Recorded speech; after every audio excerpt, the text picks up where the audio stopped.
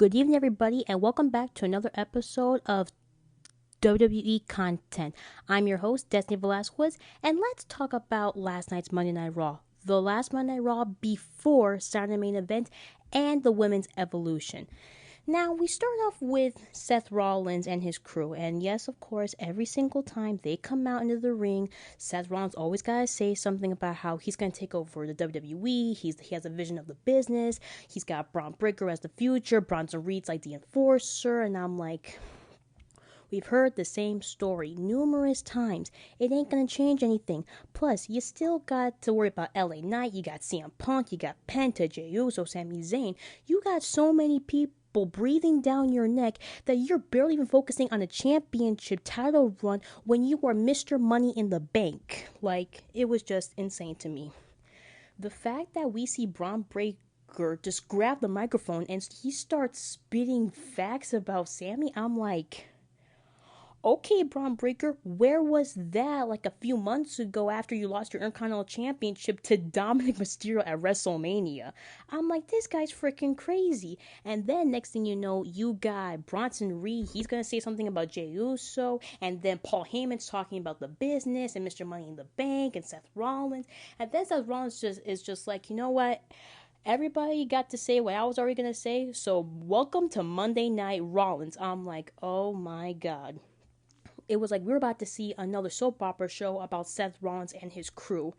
Tell me why, as we get to the Judgment Day, we see the funniest thing ever of Roxanne doing a mini shrine of Liv Morgan. I'm like, wait, what? Okay, one, she's not dead. She's going to physical therapy to get her make sure her arm is better. And two, why would you make that? Like, that's just so crazy. But, to me, it was funny how, she tried to be part of the crew, but at the same time, I think she was still part of Finn's plan to make sure everyone forgets about Liv and they focus on her leading up to the evolution so they can defend the tag team titles. And then you got AJ Styles buying Dominic a cake saying, get well soon, because he knows once Dominic gets better, he's going to come after the title. So, yeah. But like the rest of the show was like, I mean the matches were decent, but I feel like there should have been more. Like should have been more like maybe people coming out, people interfering, a ref got hurt or something, like something along the lines of that. I mean, before the Sami Zayn and Braun Breaker match, I mean, seeing Karrion Kross come out with the metal pipe, I'm like, oh my God, this is what we want. This is what we've been waiting for. So far, Karrion Kross has gotten a little bit of a push in the WWE, but I feel like he should do more. Like, maybe Triple H should, like, make him and Sami Zayn do, like, a street fight match or a Hell in a Cell match, maybe leading up to SummerSlam. That could be, like they're leading up to a big match at SummerSlam where it could be Hell in a Cell, steel cage match, or maybe a street fight where everything goes tables, chairs, kendo sticks, pipes, bats, anything you can think of, they can put it in the match. That way, Sami Zayn can get the upper hand and get revenge on Karrion Kross with the metal pipe that Karrion Kross put on him 2 weeks in a row in the same injury on his ribs. And then, you know what's funny? I keep forgetting that Gunther is a world champion. Like when he's a champion, like it's like, I mean, they're not giving him anything.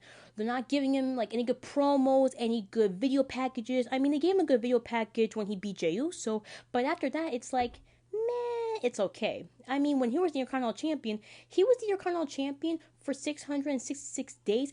I didn't even know he was an Intercontinental Champion until I saw him make an historic debut of being a champion for almost over a year. Like, him being a world champion, it's just not that appetizing to me. Like, when Jesus was world champion, he would flaunt that thing all over on social media. He would flaunt it at meet and greets. He would flaunt it whenever he would enter the arena with this entrance. Like, that's how you be a champion. You represent the title to everybody in the WWE. With Gunther, he doesn't do any of that. He just sits with the title. He's like, yeah, I'm a world champion. You guys better respect me. How can we respect you when you do not even represent the world title that they put on you to represent the company? Like, that's just like bad publicity for you, and that's bad marketing for you to represent the World Heavyweight Championship. But the moment we see Goldberg come out, it was just freaking incredible. He comes out with the Mustang and he's driving to the back of the arena. He's walking down. I'm like, oh my god. Seeing that reminded me of watching old WCW episodes of when guys would like come to the arena, but they would come in their cool cars and their motorcycles and their limousines, and they were flaunting their WCW merchandise, like with the NWO. They would do the limo with everybody wearing the NWO shirt, and then you got everybody NWO. It was like a cool game you wanted to be part of. But what Goldberg did with the Mustang, it was like, oh my god, this is gonna be a great promo. The moment you see Goldberg walk down, he doesn't want to talk. He wants to fight. So you know that Goldberg wants to fight. He doesn't. He's not a kind of a talker kind of dude. He's more of a fight kind of dude. He wants to fight people. You say something, he punches you. You try to say something, he would slap you in the face. The moment Gunther gives him the microphone, he slaps it out of his hand. I'm like, yeah, bro. He didn't come to talk. He came to fight. The moment Goldberg laid a hand on him, I'm like, oh my god, this is going to be a great match in the main event. The fact that he punched him, it was like seeing when Jimmy Uso slapped Gunther to protect his brother Jay. Like, that was like the coolest thing ever. Like, dude, you can pick on people all you want, but at the end of the day, they're still going to come after you, and they're not going to stop until they get what's rightfully theirs. And with Goldberg, it's the WWE World Heavyweight Championship. If Goldberg could beat Hulk Hogan back in WCW, he can definitely beat you. He may be 58, but at the same time, age does not fool anybody. It cannot fool you.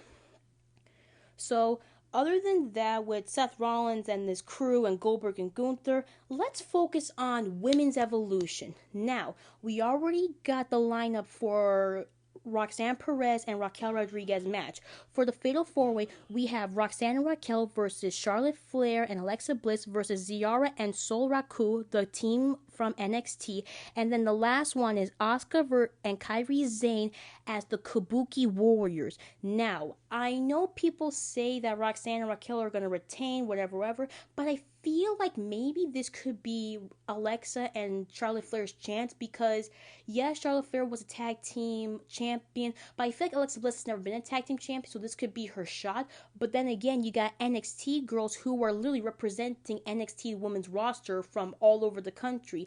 And Ziara, she is really a badass. I've seen her in a few fights, and I saw what she did at Stand and Deliver with the ladder match. She was like an unstoppable beast. She reminded me of Rhea Ripley, but for Ziara, she wears all red, white. Her hair is crazy with red and the braids. That's pretty cool in my opinion. So for the whole Fatal 4-Way, I mean, it could go either way. We could get new tag team champions. We could get NXT women representing the WWE with new tag team titles to represent both rosters. Or who knows, we could get the Kabuki Warriors again for two-time tag team titles. Either way, it's going to be a crazy, crazy fight. And then, of course, you got the Women's Battle Royale. Now, the Women's Battle Royale is this. If either of the women win, that means they get a title shot at Clash in Paris. Now, for that, we already know Ivy Now from American Made. She's going to be in it. And then you got other women from the roster from SmackDown. And then Ava, the general manager of NXT, she is going to be announcing the women's roster to represent NXT women in the Battle Royale. But you know what surprised me was Nikki Bella. For all you Bella fans out there, your girl Nikki Bella is going to be in the women's Battle Royale. And if she does win, she will get a title shot at Clash in Paris. Now, I don't know if she will go to Tiffany Stratton's title or she will go to Io Sky's title. Either way, she might be going to Clash in Paris and she's going to be again women's world champion for the WWE. Although I am really happy that she came back. It was pretty cool. Although I would have loved to see, her and Liv have like a little rivalry, her and Liv fighting out Evolution, maybe a couple fights happening at SummerSlam in her hometown, home state, which is New Jersey. But then Liv got injured, so they had to regroup and have to rewrite everything for the Women's Evolution. Now Nikki Bella's going to be in the Battle Royale. It's going to be a crazy, crazy fight. I mean, she main evented Evolution a few years ago when she battled Ronda Rousey for the Raw Women's Champion. Now she's going to be in the Women's Battle Royale. again in Evolution this year, it's going to be a crazy time for her career right now. So that, and also we have the triple threat match for the Women's Intercontinental Champion, which is Bayley versus Becky Lynch versus Lyra Valkyria. Now, for Lyra, I was a bit of a fan of hers. I mean, I loved her when she came to Raw, when she debuted, and she did great. She almost became Queen of the Ring when she almost beat Nia Jax. But then when she became the IC champion, I was happy. Like, she was cool, she was awesome, she represented the title, she represented women for WWE. But then the moment she teamed up with Becky Lynch, and then they lost the titles the day after WrestleMania, I'm like, what the heck is going on here? The moment Becky Lynch turned, I'm like, oh my god, we're gonna get the heel man again like we got a few years ago. But then when Bayley come back, I was ecstatic. Like, yes, let Bayley be the new Women's Intercontinental Champion. Like, we need this. She needs this. She hasn't gotten a singles run in I don't know how long. Last time she was in a singles run, she was the WWE Women's Champion, and then she lost it at SummerSlam last year to Nia Jax because of Tiffany Stratton and the Miss Money in the Bank contract. So now I feel like this is her time to be the new Women's Intercontinental Championship. With everything going on between Becky and Bayley, because Becky and Bayley have a long history. Because when Bayley was in Damage Control, she would go after Becky, I think, numerous times. The past 13 years, she was going after her through all the fights, interference with the matches. She lost matches, lost titles because of Bayley. So for Becky, it's like revenge. With Lyra, it's redemption. But at the same time, Bayley and Lyra had an agreement. They made a deal that if Bayley won against Becky, Lyra was going to be the first contender to face her for the championship. But then like 2 weeks ago, she comes in, screws the whole match up, and thanks to her, Bayley wasn't the new Women's Intercontinental Champion. When I saw that, I was like really, really, really mad. But then WWE redeemed himself by making a triple threat match at Evolution. Now, for Evolution, you got two people who are babyface, one is a heel. But I feel like for Lyra, she's gonna be a heel after Evolution. Either she could win the championship and be a heel, lose the championship and be a heel. Either way, she's gonna be a heel after Evolution. And that is gonna be a crazy, bumpy ride for her. So, along with that, for the NXT Women's roster, we have JC Jane versus Jordynne Grace for the WWE NXT Women's Championship. Now, for people who don't know who Jordynne Grace is, she was the TNA World Heavyweight Champion for a while. She debuted on Royal Rumble, I think about 2 years ago. So now that she's on NXT full time, she lost a TNA Championship to somebody. I kind of forgot who it was. But now she's in NXT. Now she's going to face JC Jane for the Women's WWE NXT title. Now, need I remind you that Stephanie Valkyria, she lost that title to JC Jane a few days ago, but that was because she was going into WWE Raw, and ever since then, she became one of the coolest stars on the WWE Raw roster. And now for Stephanie Valkyria, she is going to be in the Women's Battle Royale as well with Ivy Nile, Nikki Bella, and a few others. I don't know who the others are, but we're going to find out later on. Maybe by Friday Night SmackDown, or maybe on Saturday Main Event, where we're going to find more about the women's roster leading up to Evolution, which is going to be this Sunday. Mark your calendars for July 13th. It will be on July 13th on the Sunday for WWE Women's Evolution. Now, let's go back to the Seth Rollins debacle, because I feel like for him's list of enemies, the top one's CM Punk for obvious reasons. You got LA Knight, who Seth Rollins is going to face Saturday Main Event. Then you got Penta, Sami Zayn, Jey Uso, and not to mention Cody Rhodes, the American Nightmare. Now, I feel like WWE is kind of dropping the ball on what happened between Cody and Seth, because at WrestleMania 40, him and Cody teamed up to take down the Bloodline, take down The Rock, take down Roman Reigns. Like, that was the whole plan for the entire year. Once Cody Rhodes won the Royal Rumble, everybody knew he was going to pick Roman. Like, he had to pick Roman to finish his story. But with Seth Rollins, him and Cody had a bit of like a rivalry. They hated each other. Cody hated Seth for I don't know how many reasons. Seth despised Cody for what he put in the business. But of course, they had to team up in order to take down the bloodline. Once Seth Rollins lost his title at WrestleMania 40 against Drew McIntyre, his now main priority was to help Cody become the WWE champion and to finish the story. Thankfully, he did that. With Seth Rollins gone, Cody had the upper hand and he was taking care of everything. He was on Monday Night Raw, he was on SmackDown, he was on NXT, he was doing meet and greets, he was meeting people. He did everything he can after he finished the story. But need I remind you that before Seth Rollins came back, before all the craziness happened in WrestleMania, it's when Roman Reigns and Cody Rhodes teamed up together at Bad Blood to take down Jacob Fatu and Solo Sikoa. As that was happening, Seth Rollins was nowhere to be found. He didn't say anything on social media. He didn't say anything about what was happening between him and Cody or whether or not he was going to come back and be a good guy or a bad guy. The moment we saw Roman versus Seth versus CM Punk at WrestleMania 41, the main event triple threat match, and we see Paul Heyman betray the OTC and the best in the world, and he teamed up with Seth Rollins, I knew from that point on Cody was going to come back and he was going to beat the crap out of him. But, as of course, that never happened. Although, when the King of the Ring tournament was happening, you get Jey Uso, he wins, and he beat Bronson Reed, and he beat the other guys. But as soon as Seth Rollins came out, he was going to beat Jey Uso. The moment he was going to do that, you see Cody Rhodes coming out, and you see Cody and Seth face to face, and they haven't been face to face since WrestleMania 40. Now, I feel like with WWE, they're dropping the ball on this one because I feel like Cody and Seth have a lot to talk about. They have a lot to discuss. They have a lot, I think, to fight about since basically Cody teamed up with Seth Rollins' enemy, Roman Reigns. But at the same time, you're kind of Seth Rollins is being like Roman Reigns. I mean, he's got the wise man Paul Heyman. He's got his own version of the bloodline. You got the crazy enforcer, Bronson Reed, and you got the badass Braun Breaker. You're literally describing the bloodline. I mean, Jey Uso was the right hand man, and you got Jimmy Uso, who was like, he was like the guy who beat up people, and then was also Koa. He was just beating up people all around because he didn't like everybody, and he was trying to represent himself for his family and be like the enforcer dude for Roman Reigns. So Seth Rollins is basically being Roman Reigns. He is like the Roman Reigns of Raw,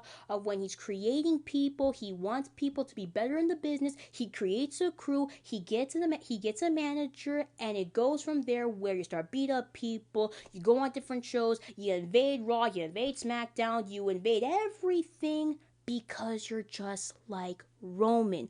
Roman was the exact same way, and now Seth is literally copying pages off of Roman Reigns' playbook.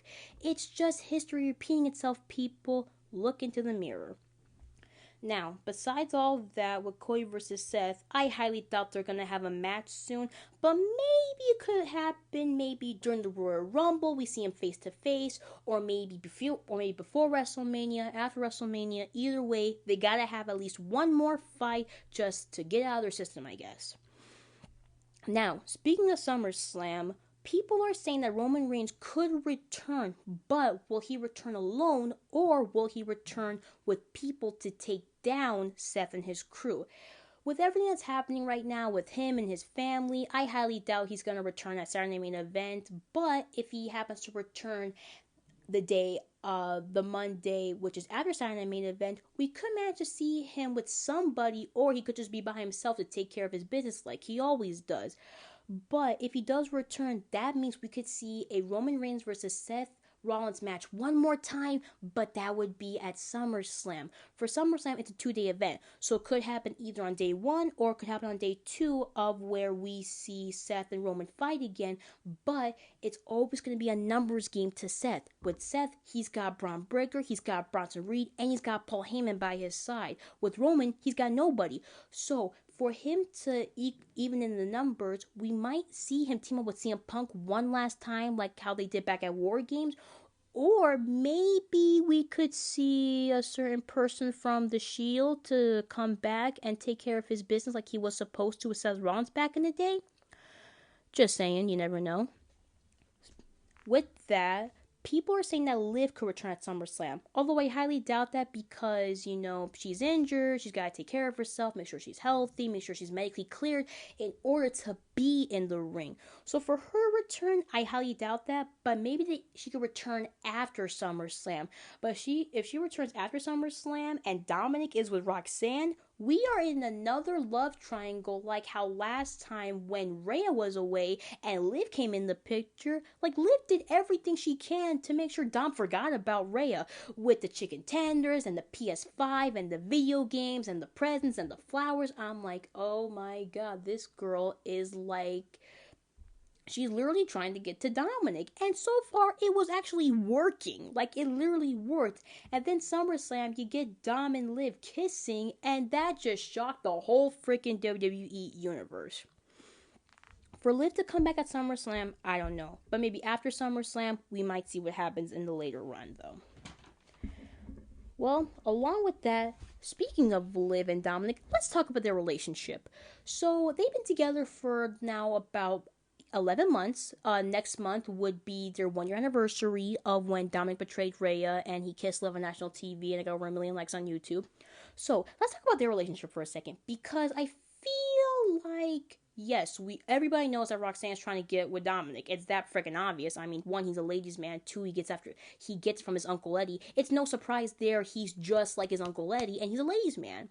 So for Roxanne to go after Dominic, I feel like she's copying stuff from Liv's playbook with, the presents and the chicken nuggets and the little shrine she made for Dominic when Liv was away. I'm like, okay, I think you're going overboard here. Let's just take it back a bit and let's take it slow. Let's take it slow.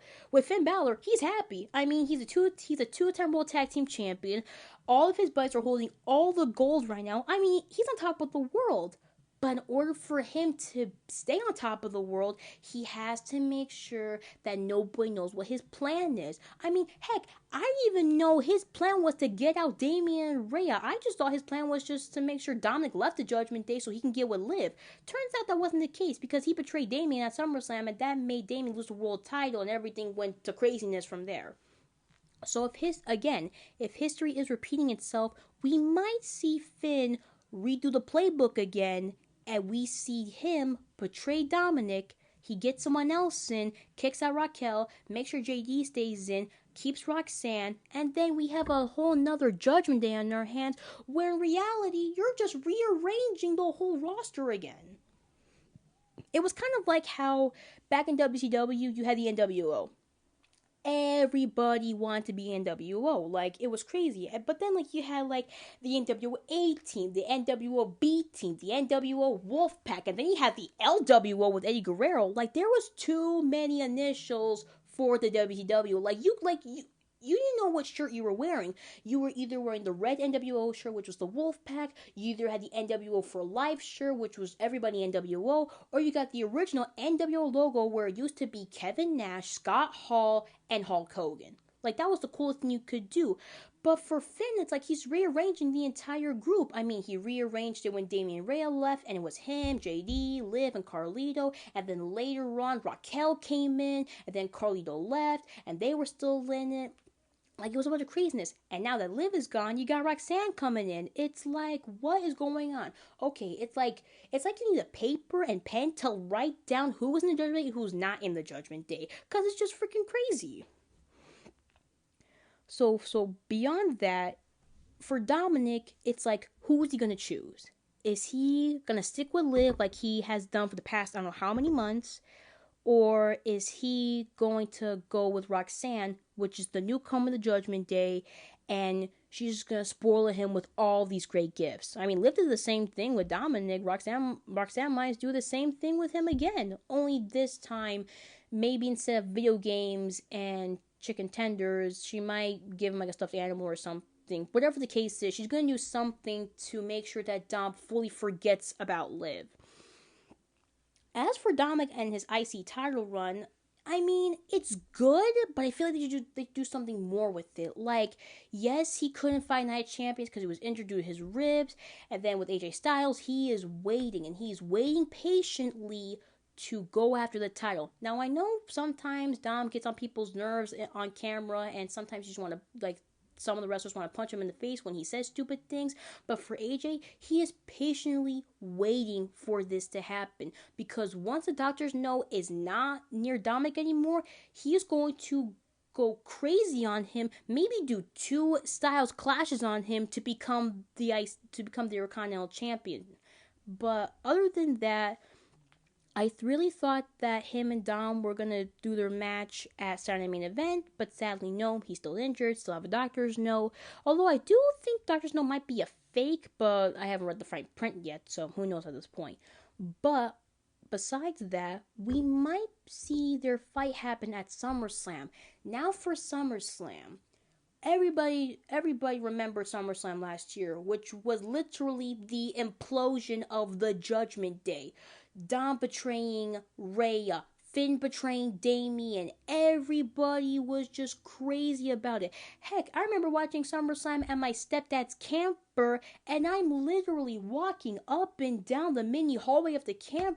Like, I was walking all crazy stuff and I was jumping. I literally shook the camper. I thought that I was gonna flip the camper over because I was walking so crazy and I was jumping so crazy. The moment I saw Dom kiss Liv, my heart sank to my stomach. I'm like, why? Why? After 2 years with her, you decide to break up with her and go after Liv? Like, what is wrong with you? Like, why are you going with Liv? Are you kidding me? Okay, little side story. If you guys grew up in the 90s, you guys remember Eddie Guerrero and Chyna. They were like the coolest couple ever. You wanted to be Eddie. You wanted to get a girl like Chyna. You wanted to be the Eddie and Chyna. When Dom and Ray were together, they were like the Eddie Guerrero and Chyna of our generation, man. I mean, Rhea, aka Mommy, she was calling all the shots for Dominic. She was helping him win matches. She was helping him be on main event fights for Monday Night Raw. She was the one that made him a 2-time NXT North American champion. And again, doesn't that remind you of, I don't know, Chyna when she helped Eddie become the European champion? Hello! They were again the Eddie and Chyna of our generation. But of course, Dom had to go to Liv because Finn told him to, and the next thing you know, he's all like, my Juanita, my Juanita, my Juanita. I'm like, seriously? You went from calling Rhea Mommy to calling Liv your Juanita. What's next? Are you gonna call Roxanne your... Actually, I don't know what he's gonna call Roxanne, but I feel like it's gonna be something to do with him talking to her in Spanish, or something to do, I don't know, it's gotta be something sexy, but I don't know, man. That's up to him on what he wants to do and how he wants to call Roxanne if they do end up together. But if AJ and Dominic do fight at SummerSlam and it's for the Intercontinental Champion, we either might see Finn betray Dominic and that he kicks Dominic out, and then he brings in AJ Styles in. Now, need I remind you that AJ and Finn were best buddies, and then before Finn joined the Judgment Day, him, AJ, and Liv teamed up together to take down the Judgment Day. But then after Hell in a Cell, Finn joined, he tried to recruit AJ, that backfired. Ray would try to recruit Liv, and then that backfired. So now, I think the tables will be turned once Finn kicks out Dom at SummerSlam, gets JD in the group, and next thing you know, we're going to see another Dominic versus Judgment Day clash again, just like how when he first joined the company, and him and his father Ray and Edge were fighting the Judgment Day to take them down. Sadly, that didn't happen because Dom betrayed his father. Next thing you know, he became Dirty Dominic. Well, let's see. Other than that, we have just a lot on our plates. With Saturday Main Event coming up, and the day after, you have the Great American Bash for NXT, and then after Great American Bash, you get the Evolution. Now, for Evolution, it's going to be crazy. Great American Bash, all I know is that so far championships are on the line. Some fights are going to be involved. I don't know all the match cards, but I might mention it in my next episode.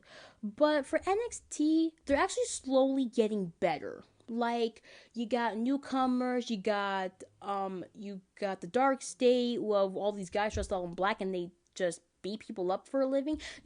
Dark State kind of reminds me of the Shield. Like when the Shield first debuted and they walked down the arena steps and they were walking by the crowd and they were beating up people for a living. They kind of, Dark State gave me that Shield vibe. Like, they go down with the people, they go in the ring, and they just beat people up for a living. Like, that's what I get from these guys. They're like the Shield 2.0, because the Shield was 3 guys, but Dark State, you got like 4 or 5 guys and they're beating up everybody on all corners.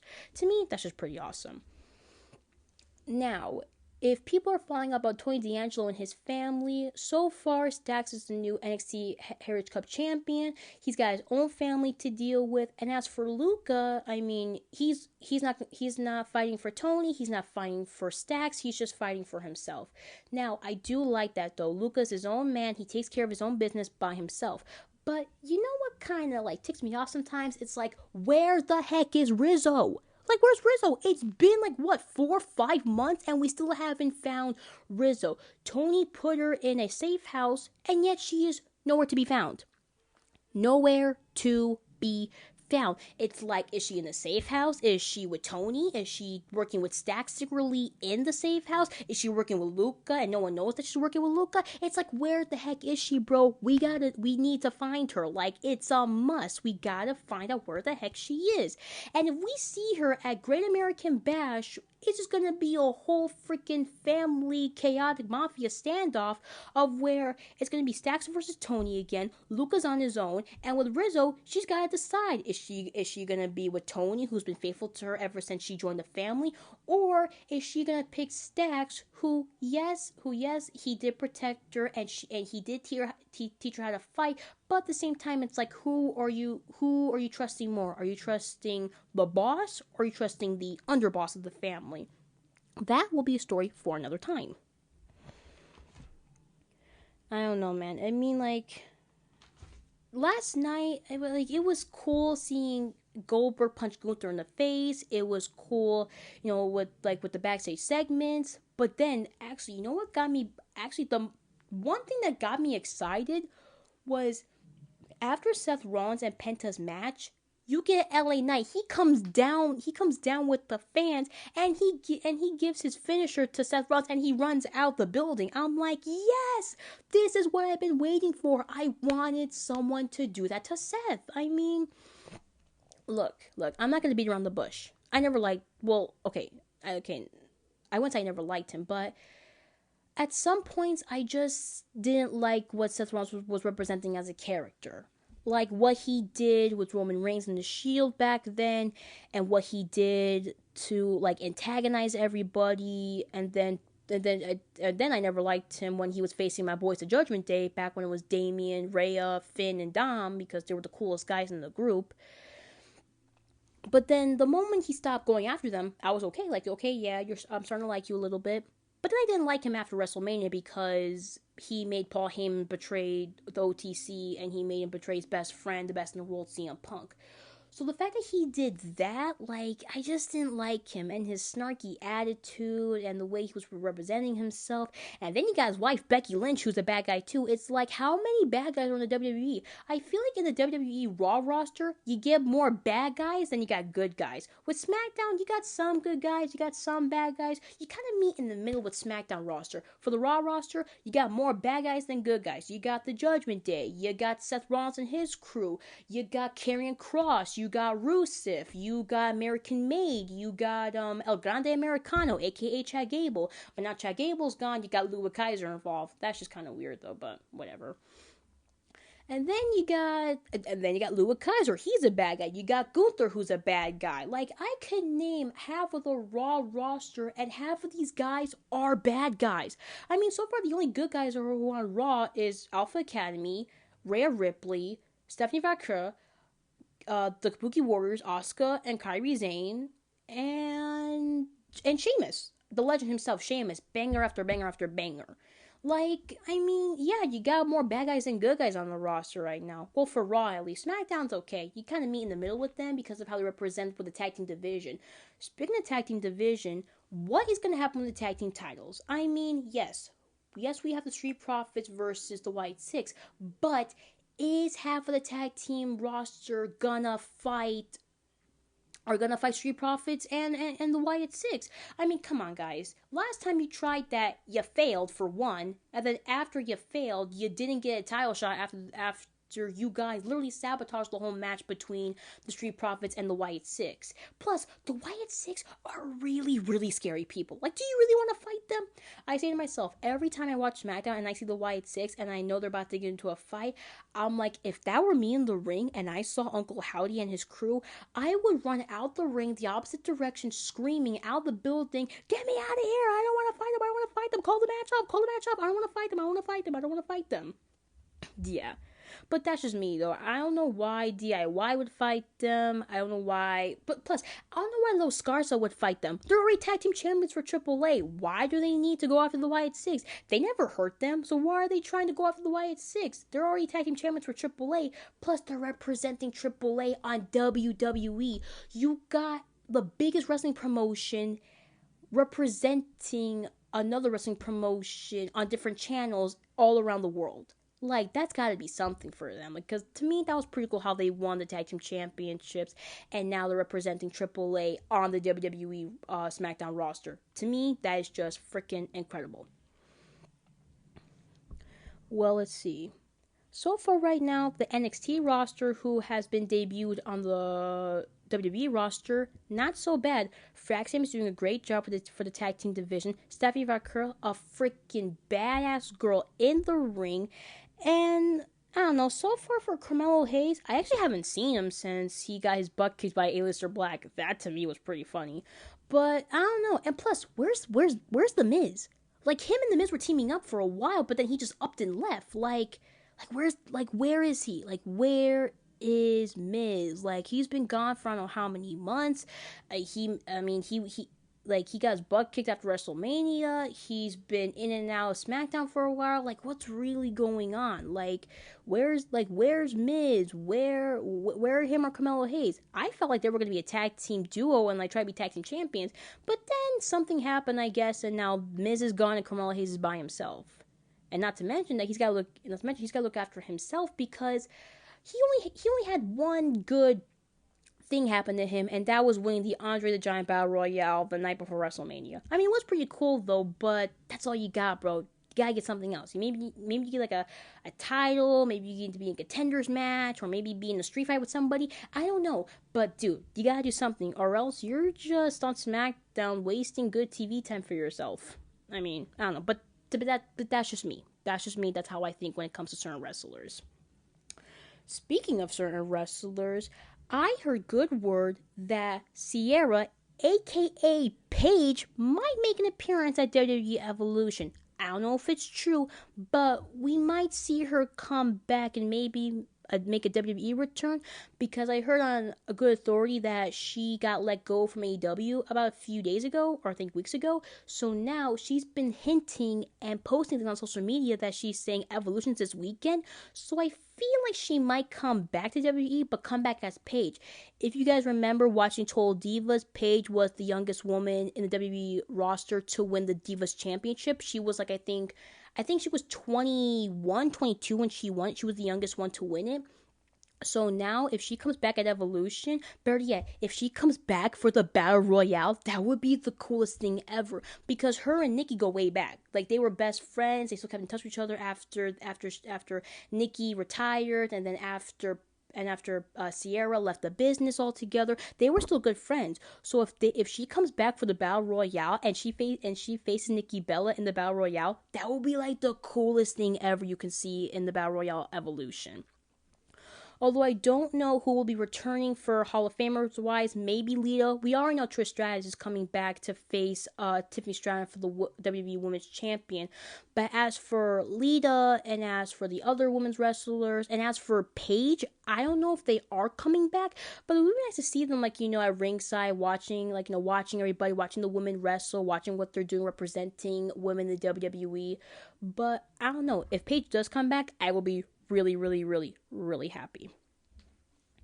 Well, that's all I got for today, guys. Thank you guys for listening, and I might be able to do another episode of WWE content, maybe after Evolution, or maybe the Monday Night Raw after Evolution and Saturday Night Main Event. But hope you guys enjoy, and I will see you next time.